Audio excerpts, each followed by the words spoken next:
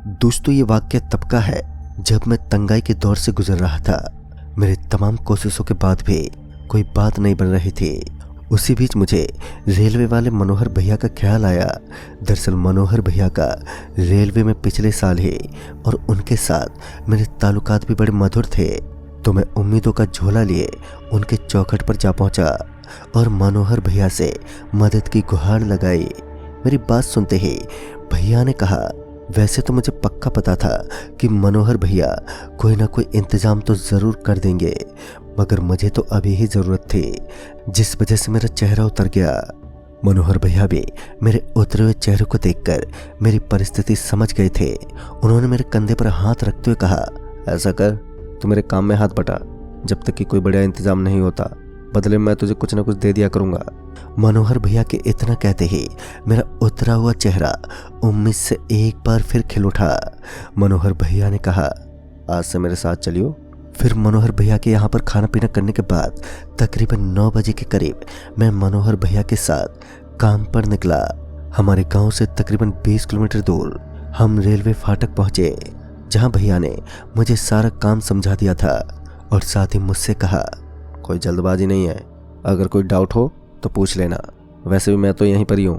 फिर तकरीबन रात के 10 बजे मैंने पहली बार रेलवे फाटक गिराया, क्योंकि आगामी एक्सप्रेस वहां से गुजरने वाली थी। हालांकि मनोहर भैया मेरे काम पर अच्छे से नज़र रखे हुए थे, ताकि वो गलती होने पर वक्त रहते ही ठीक कर सकें। खैर, ट्रेन के आने जाने का सिलसिला चलता रहा और धीरे धीरे मेरा डर भी अब कम होता गया। जैसे जैसे रात गहराई, रेलवे फाटक पर सन्नाटा पसरने लगा और तकरीबन 2:30 बजते बजते पूरी तरह से खामोशी छा गई और अब अगले 2 घंटे तक कोई ट्रेन भी वहां से नहीं गुजरने वाले थे, जिसका मतलब ये था कि हम थोड़ा आराम फरमा सकते थे। मैं पोस्ट की खिड़की के पास बैठा बाहर रेलवे फाटक की तरफ ही देख रहा था कि तभी हमें रेलवे फाटक गिराने का सिग्नल मिल गया। इससे पहले मैं रेलवे फाटक गिराता कि मनोहर भैया ने रेलवे फाटक गिरा दिया। हालांकि तब वहां पर कोई भी नहीं था, ना तो कोई पैदल आदमी और ना ही कोई गाड़ी वाला। रेलवे फाटक के गिराते ही एक के बाद एक 5 ट्रेन वहां से निकले, जिसमें से 2 मालगाड़ी भी थी और अभी भी 2 ट्रेनों को गुजरना था। मैं अभी रेलवे फाटक की तरफ ही देख रहा था कि मैंने देखा कि 2 बाइक वाले रेलवे फाटक पर खड़े हैं।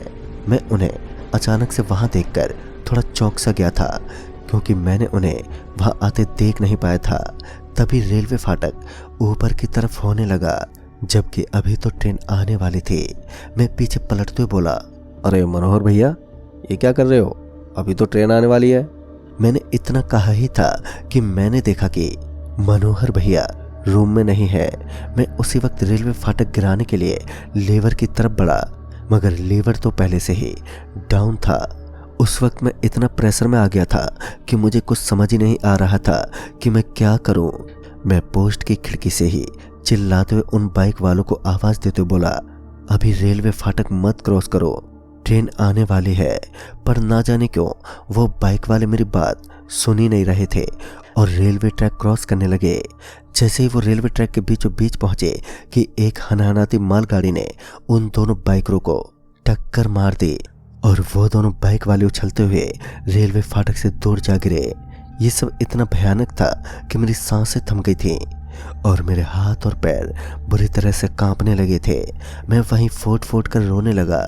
मुझे लग रहा था जो कुछ भी हुआ वो मेरी गलती से हुआ है। मैं अभी मन ही मन अपने आप को कोस ही रहा था कि तभी मनोहर भैया ने आवाज़ देते हुए कहा, अरे छोटे, वहाँ खिड़की के पास बैठकर क्यों रो रहा है? क्या हुआ ऐसा? मनोहर भैया की आवाज़ सुनते ही मैं मनोहर भैया की तरफ एकदम से पलटा और रोते रोते मैंने उन्हें सारी बात बताई। मुझे घबराया देख मनोहर भैया ने मेरे को तो पहले शांत किया और फिर कहा, जो कुछ तूने देखा उस बात का जिक्र किसी और से मत करना, नहीं तो तू भी मुसीबत में पड़ जाएगा।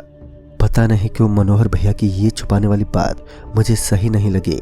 खैर, उस वक्त मैं शांत हो गया और उस रात की ड्यूटी खत्म करके जब सुबह में अपने घर जाने लगा तो मनोहर भैया ने एक छोटी सी काली थैली पकड़ाते हुए कहा, ये ले तेरा मेहनताना और रात को सीधे यहीं आ जाना। ये बोलकर मनोहर भैया अपने घर चले गए और उनके जाने के बाद जब मैंने उस काली थैली में देखा तो मैंने पाया कि उसमें बहुत सारे पैसे हैं। मैं उन पैसों को देखकर जहाँ बहुत खुश था तो वहीं मेरे मन को अभी भी कुछ खटक रहा था। खैर उस वक्त मैं तो पैसे लेकर पहले तो मार्केट गया और खूब सारी खरीदारी की और फिर मैं घर पहुंचा। मैं ढेर सारे पैसे पाकर इतना ज़्यादा खुश था कि खुशी के मारे मैं सो भी नहीं पाया और रात होते ही मैं रेलवे फाटक के लिए निकल गया। जब मैं वहां पर पहुंचा तो मैंने पाया कि मनोहर भैया पहले से ही वहां कुर्सी पर बैठे हुए हैं। उन्होंने मुझे देखते ही कहा, तूने कल वाली रात किसी से बताई तो नहीं है ना? इस पर मैंने कहा, नहीं तो। फिर मनोहर भैया ने कहा, गुड, और कभी बताना भी नहीं। इसके बाद रेलवे फाटक गिराने और उठाने का सिलसिला शुरू हो गया। जैसे जैसे रात गहराती गई रेलवे फाटक पर गाड़ियां कम होती गईं। फिर जब रात के 2 बजे तब एक मालगाड़ी के आने का सिग्नल मिल गया। सिग्नल मिलते ही मैंने रेलवे फाटक गिरा दिया। रेलवे फाटक के लीवर को डाउन यानी नीचे गिराने के बाद जब मैंने पोस्ट की खिड़की से फाटक की तरफ देखा तो मैंने पाया कि फाटक गिरा ही नहीं है। मैंने तुरंत ही उस लीवर को फिर से उठाकर नीचे किया मगर रेलवे फाटक अभी भी ऊपर की तरफ ही था। हैरान की बात तो ये थी कि मनोहर भैया फिर से गायब थे। मैं किसी भी तरह से रेलवे फाटक गिराना चाहता था ताकि कोई दुर्घटना ना हो जाए। मैं अभी लीवर को ऊपर नीचे ही कर रहा था कि तभी किसी की चीख सुनाई दी और जब मैंने पोस्ट की खिड़की से बाहर ट्रैक की तरफ देखा तो मालगाड़ी बड़ी ही रफ्तार में गुजरती हुई नजर आई और मैं अभी भी रेलवे फाटक पर अपनी नजरें गड़ाए ये जानने की कोशिश कर रहा था कि आखिर वो चीख किसकी थी। कहीं कोई मालगाड़ी की चपेट में तो नहीं आ गया।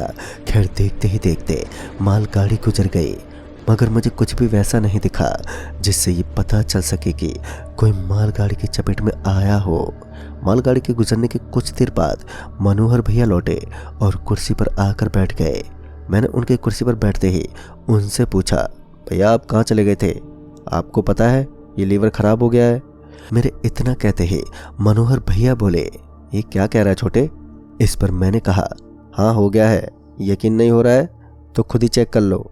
मेरे इतना कहते ही मनोहर भैया कुर्सी से उठे और लीवर को पकड़ते हुए उसे नीचे कर दिया।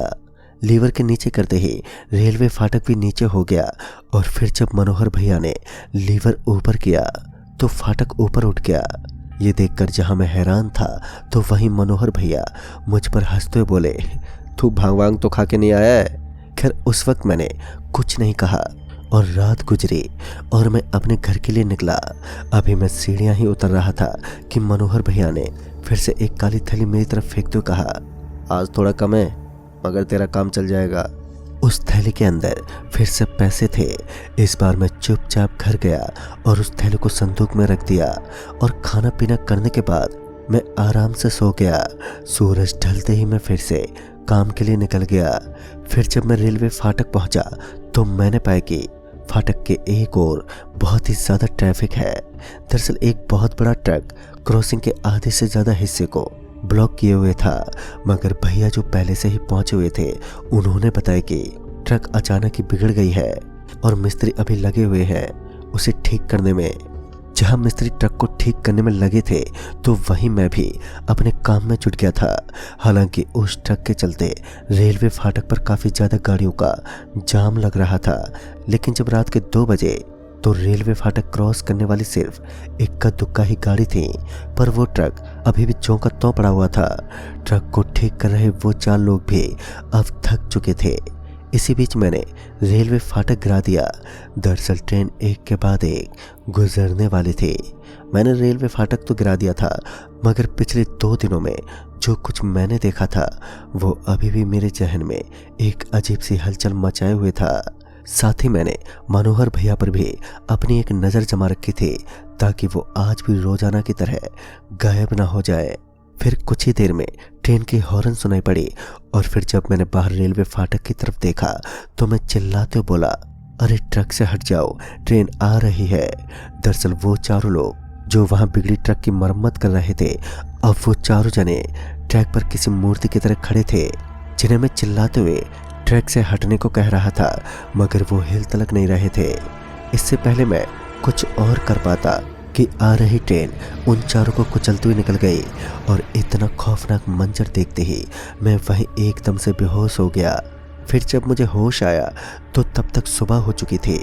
सामने मनोहर भैया थे। मेरी आंख खोलते ही उन्होंने मुझसे पूछा, तू ठीक तो है ना? इस पर मैंने कहा, मैं तो ठीक हूँ, मगर रात जो हुआ। अभी मैंने इतना कहा ही था कि मनोहर भैया ने कहा, रात गई बात गई, तू ज़्यादा मत सोच, ये ले पकड़ी ये थैली और घर जा। फिर से वो पैसे वाली काली थैली देखकर मैं कुछ देर के लिए सोच में पड़ गया और थोड़ा मन ही मन सोचने के बाद मैंने मनोहर भैया से ये कहकर मना कर दिया कि अभी मुझे पैसे की ज़रूरत नहीं है, जब ज़रूरत होगी तो बेझिझक मांग लूँगा। भैया भी मान गए और मैं बिना पैसे लिए घर पर चला आया। मैं घर तो चला आया था मगर मेरा दिलो दिमाग अभी भी वहीं रेलवे फाटक पर अटका हुआ था। पता नहीं क्यों अब मैं हिम्मत नहीं जुटा पा रहा था और वहाँ फिर से जाने की। और दिन भर की सोच विचार के बाद मैंने ये तय कर लिया कि मैं मनोहर भैया को रेलवे फाटक पर काम करने से मना कर दूंगा। और यही सोच के मैं रात को एक आखिरी बार रेलवे फाटक पहुंचा, जहां पर मुझे पता चला कि मनोहर भैया की तबीयत अचानक ही बिगड़ गई है और उन्हें जिला अस्पताल ले जाया गया है, जिस वजह से किशोर जी ही रात की शिफ्ट भी वहां पर करेंगे। मैं ये जानने के बाद वापस घर ही लौट रहा था कि किशोर जी ने कहा, अब आ ही गए हो तो रुक जाओ, वैसे भी मैं दिन भर के काम से थक गया हूँ, तुम रहोगे तो थोड़ी मदद हो जाएगी। किशोर के इतना कहने पर मैंने कहा, अच्छा ठीक है, अगर आपको कोई दिक्कत नहीं है तो रुक जाता हूँ। अभी 2 से 3 घंटे ही बीते थे कि किशोर जी ने कहा, मैं अभी कुछ देर में आता हूँ, तब तक देख लेना। ये बोलकर वो वहाँ से चले गए और मैं अकेला पोस्ट पर रह गया। फिर जब रात के 2 बजे तो मैंने देखा कि 8 से 10 लड़के जो कहीं से क्रिकेट खेलकर आ रहे थे रेलवे फाटक पर अपनी बाइक को रोककर बातें कर रहे थे, जबकि अभी रास्ता खुला हुआ था। मैंने उन्हें आवाज़ देते हुए कहा, अरे यहाँ क्या कर रहे हो, इतनी रात गए, चलो जल्दी से निकलो यहाँ से। मेरी बातें सुनकर वो अपनी बाइक पर तो बैठ गए मगर वो अभी भी वहीं पर रुके हुए थे। तभी मुझे ट्रेन के आने का सिग्नल मिल गया, तो सिग्नल मिलते ही मुझे फाटक नीचे गिराना पड़ा। अभी मैंने फाटक नीचे गिराया ही था कि मैंने देखा कि वो सभी लड़के अब बाइक को रेलवे फाटक की साइड से निकाल रहे हैं। मैंने ये देखते ही उन्हें रोकने की कोशिश की मगर वो नहीं मान रहे थे। मैं तुरंत ही पोस्ट से बाहर निकला और जैसे ही रेलवे फाटक की तरफ बढ़ा कि मेरे पांव एकदम से जम गए। दरअसल मैंने देखा कि उन सभी लड़कों को बहुत से काले सायों ने जकड़ रखा है और उन्हें जबरन ट्रैक पर ले जा रहे हैं। उस वक्त तो मेरी आवाज़ तक बैठ गई थी और देखते ही देखते वो सारे लड़के ट्रेन से कटकर मर गए। ट्रेन के गुजरते ही वहाँ बहुत से लोगों की चीखें आने लगी थी। उन चीखों से ऐसा लग रहा था कि उन सभी को बहुत दर्द हो रहा हो।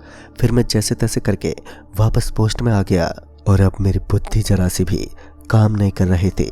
मेरा पूरा बदन लगातार पैसों से थरथराए जा रहा था। तभी किशोर जी भी आ गए। किशोर जी मेरी हालत को देखते बोले, तुम ठीक तो हो? क्या हुआ, बात क्या है? मगर मैं उस वक्त कुछ बोलने की हालत में नहीं था और किसी तरह रात बीती और मैं चुपचाप घर लौट आया। उसी शाम मुझे ये खबर मिली कि मनोहर भैया की मौत हो गई है। फिर इस हादसे के बाद मैंने भी फिर कभी भी उस रेलवे फाटक की तरफ अपना मुंह नहीं किया। दोस्तों, आज भी मुझे बड़ा डर लगता है। पता नहीं मनोहर भैया वो पैसों की काली थैली कहाँ से लाते थे और उस रेलवे फाटक पर इतने सारे हादसे क्यों होते हैं। तो दोस्तों, इस कहानी में बस इतना ही। कहानी आपको पसंद आई हो तो लाइक शेयर ज़रूर करें और साथ ही हमें कमेंट बॉक्स में ज़रूर बताएं। तो मैं आपका दोस्त राजकुमार जल्द ही मिलूँगा ऐसी ही एक और नई कहानी के साथ। तब तक के लिए बाय एंड टेक केयर।